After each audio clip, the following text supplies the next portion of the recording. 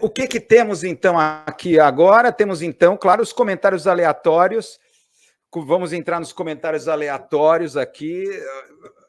O primeiro aqui, vamos entrar. Uma coisa, olha, a questão do controle remoto do videocassete. É uma coisa que eu me lembrei essa semana, eu me lembrei dessa discussão que eu tive no blog, né, sobre as oportunidades perdidas. As oportunidades perdidas, né? De que forma essas duas invenções poderiam ter colocado em xeque a grande mídia, ou a própria indústria cultural, de como essas duas invenções, essas prosaicas invenções, poderia revolucionar, ou a gente está talvez numa outra realidade paralela tenha acontecido, mas não nessa, né? Principalmente o videocassete, já estamos no DVD, passou pelo DVD, Blu-ray, e ninguém sabe exatamente, pelo menos aqui no Brasil, principalmente aqui no Brasil, ninguém entendeu, na verdade, o que era o videocassete. O videocassete recorder, né? Ninguém entendeu. Por quê? Porque a TV Globo não deixou as pessoas entenderem. Para que serve o videocassete? Tá? Oportunidades perdidas. Para começar, o controle remoto, né? O controle remoto ele surge praticamente junto com a televisão. Isso que é interessante, né? O controle remoto praticamente junto com a televisão, tá? E ele prometeu, isso que é interessante, aqueles primeiros controles remotos com fio. Então, um dos primeiros controles remotos foi o Zenit, chamado Zenit, que até está aqui um comercial aqui no slide anterior, está aqui, lá no meio ali, o Zenit. Foi o primeiro controle remoto, né? O Zenit, o que ele falava? Era o Zenit Space Lazy Bones. É engraçado isso. Era o primeiro modelo com fio. Zenit Space Lazy Bones, ossos preguiçosos, né? Numa referência à facilidade de trocar de canais sem se levantar da poltrona, tá? Então, o Zenit, ele prometia ao espectador, o telespectador, fugir de comerciais chatos e falava do maravilhoso poder de trocar os canais através do espaço da sala. O que ele chamava esse comercial, a magia negra da eletrônica. Tá? Deu um forte poder de comutação ao espectador. Então se esperava que, com esse forte poder de escolha, eu vou escolher o que eu quero, a melhor opção. Tá? Então faria elevar o nível da televisão, porque o espectador ficaria mais exigente se achava isso. Haveria uma revolução em termos da produção de conteúdo da televisão. Já quando a televisão surgiu, já havia críticas em relação ao sensacionalismo, à imbecilização dos telespectadores. Isso lá nos Estados Unidos, década de 40, 50, já estavam apresentando críticas. Então, com esse poder de comutação, revolucionaria a produção de conteúdo. O espectador ficaria mais exigente e obrigaria os canais, para prender o espectador exigente, a elevar a qualidade. Qual não foi que o efeito foi o contrário, o efeito zapping. O efeito zapping simplesmente arrebentou com a produção de conteúdo da TV. Então, a atração, a gente sabe, efeito zapping, é trocar de canal sem parar. Eu não quero assistir nada, eu quero ficar só trocando de canal. Tá? Então, isso fez para tentar fixar a atenção do espectador para não trocar de canal. Aí sim, a imbecilização, o sensacionalismo, aí caiu, aí despencou de vez o nível da televisão. Tá? Esse foi o caso aí a primeira oportunidade perdida, né? A primeira grande derrota, vamos dizer assim, uma oportunidade, talvez nessa linha do tempo, nesse mundo que a gente vive, aconteceu dessa maneira. Quem sabe na outra realidade alternativa, né, tenha tido um outro destino, o controle remoto, né? Mas mudou radicalmente, né? A estética MTV veio do efeito zapping. Né? A estética MTV é um videoclipe com um gigantesco efeito zapping dentro de um vídeo, para evitar que o cara troque de canal. Então, você assiste a um videoclipe como se estivesse trocando de canal sucessivamente, com imagens assim muito rápidas e assim por diante, num efeito assim de cacofonia, né? Que é o efeito zapping. Mas a questão mais séria foi o videocassete. O videocassete. O manual do professor Pardal, os mais velhos aqui vão lembrar, 1972, o manual do professor Pardal, 72, o videocassete só chegou aqui no Brasil com a Sharp, acho que os modelos foram da Sharp nos anos 80, no qual me incluo um dos primeiros compradores, né, daquele videocassete Sharp, com controle remoto também de fio, tá? Mas a Sony foi a que primeiro criou o primeiro VCR, né? E esse manual do professor Pardal dá a descrição, isso em 1972, para as crianças brasileiras, o que seria o futuro. Me permitam ler, que é muito curioso, né? Me permitam ler. O videocassete é para a televisão a mesma coisa que a fita magnética é para o rádio. Ele permitirá que as pessoas escolham na hora seu próprio programa de TV. Prestem bem atenção o que ele está colocando. Permitirá que as pessoas escolham na hora seu próprio programa de TV.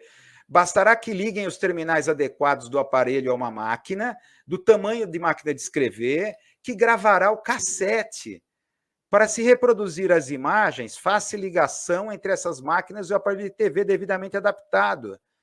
Ao ser ligado à máquina, as imagens que na fita cassete estão representadas por sinais magnéticos aparecerão na tela do televisor.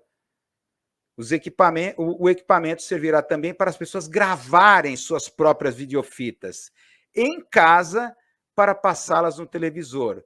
Num futuro próximo, o aparelho de TV poderá estar ligado a uma loja de cassetes. Olha só, antevendo a Blockbuster. A pessoa então escolherá entre milhares de títulos, simplesmente discando um determinado número, um teledial. A videofita escolhida aparecerá na tela, dentro de casa, e a conta virá no final do mês, junto com a do gás e da luz. O manual do professor Pardal, de 1972, na página 124. Está aqui junto, Blockbuster, internet, tudo previsto. Mas o que é fundamental é isso, a oportunidade de você gravar o seu próprio programa de televisão. Essa foi a outra oportunidade perdida, que nos Estados Unidos o videocassete causou um furor, porque era a liberdade total. Finalmente, o telespectador se libertaria da grade de programação. Então, por exemplo, o modelo da televisão network, coast to coast nos Estados Unidos, é a grade horária. Então, eu só vou sair depois que assistir a novela. Eu só vou poder sair antes de assistir, depois de assistir ao filme. Ou eu tenho que ir correndo para casa para assistir o filme que já vai começar. O videocassete daria liberdade total. Eu posso ir para qualquer lugar, eu deixo o videocassete gravando o programa que eu queria assistir em casa. Aí eu chego em casa, assisto, e quando entro no intervalo comercial, eu acelero com o controle remoto. Eu não vejo mais intervalo comercial. Isso causou um pânico legal em Hollywood e nas grandes cadeias de TV, na época CBS, ABC e NBC. Eram as 3 cadeias de televisão existentes nos Estados Unidos. Que eles começaram a entrar em pânico. Peraí. Então, de repente, as pessoas vão gravar os seus programas, não vai ter ninguém do outro lado assistindo a TV, e ninguém vai assistir intervalo comercial. E os direitos autorais? Onde é que ficam? Essa pessoa vai gravar e vai emprestar essa fita. Hollywood loses to Betamax. Começou aqui essa publicação aqui que era sobre filmes e o mundo de Hollywood e tal, em pânico, né, com essa possibilidade. Isso aqui foi um estardalhaço nos Estados Unidos. Aqui foi para o Congresso a discussão, defenda o direito para você gravar. Esse é o seu negócio.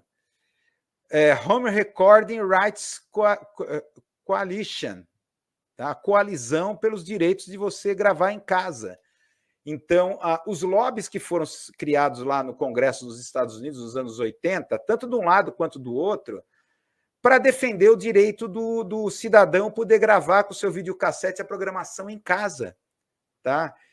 Isso, olha, causou um estrago nas grandes cadeias de televisão. Os norte-americanos entenderam bem essa possibilidade inédita. Eu vou me libertar da grade horária de programação. E aqui no Brasil, o que aconteceu? O que aconteceu? É claro, antes do Brasil, lá nos Estados Unidos, Hollywood demorou um pouco para entender que ela poderia comercializar os seus filmes em VHS. E as pessoas comprariam os seus filmes. Aí é que a Hollywood ficou mais relaxada, porque ela ganhou uma nova fonte de renda. Né? Converter, né? Telecinar os seus filmes de película para fita magnética. Agora, a televisão não. Ela teve um problema, a reação da televisão norte-americana foi mexicanizar a programação.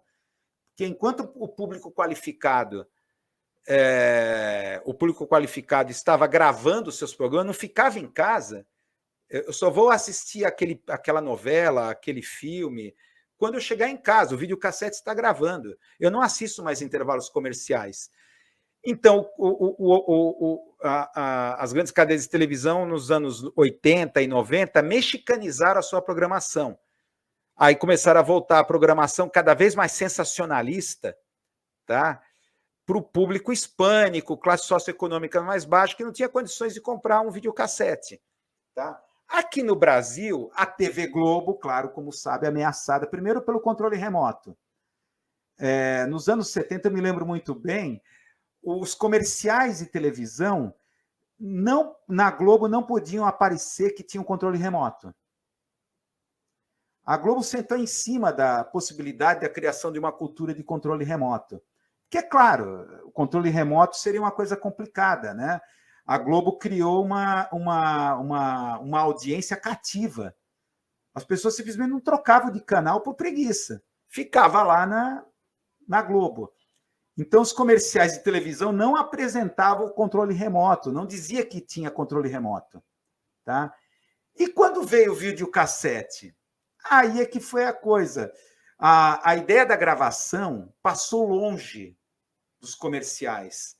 Então, já quando entrou os modelos Sharps de videocassete aqui nos anos 80, já começaram as videolocadoras, quase simultaneamente. Hollywood já estava entendendo lá e começou a comercializar suas fitas, seus filmes telecinados para fita magnética. Tá? Então, ficou aquela questão, videocassete é só tela play, só tecla play, nem rebobinar, por preguiça, né? Então tinha multa na locadora, não, entrega rebobinado. Se entregar sem rebobinar, vai ter multa. Não sei se alguém lembra disso, né? A Globo ela fez o que pôde, né? Por isso que passou essa oportunidade perdida. O brasileiro não entendeu para que serve o videocassete. O videocassete aqui no Brasil ficou sinônimo de cinema em casa, home theater, e aí continuou com o DVD, depois com o Blu-ray. É home theater, é cinema em casa. Em casa você reproduz, emula o cinema, né? Mas a ideia de que você pode quebrar a grade de programação, é claro que agora essa discussão que a gente está tendo é supérflua, porque isso já foi quebrado com as mídias de convergência. As mídias de convergência já fizeram isso, mas era para ter, já lá atrás, nos anos 80, 70, ter quebrado e ter alterado estruturalmente a mídia hegemônica aqui no Brasil. Né? O videocassete, a liberdade que ele deu, tá? Foi assim, impressionante. Eu ia para a faculdade e deixava gravado para depois eu assistir o jogo que seria televisionado. Era para isso que eu usava o videocassete. O jogo ia ser televisionado, ia para a faculdade, voltava e estava lá gravado o jogo e eu assistia, né, o jogo novamente. Então, assistia depois, sem intervalos comerciais, já acelerava no intervalo comercial. Tá? Oportunidades perdidas, né? Isso a Globo ela fez. Hoje a Globo ela tá, a gente sabe que virou uma emissora rentista, a família Roberto Marinho, o negócio de vender entretenimento em troca de espaços publicitários não dá mais, então ela vai tocando como rentista, né? Por isso que ela é contra a queda da taxa Selic, visceralmente, né? Mas vamos ao segundo comentário aleatório.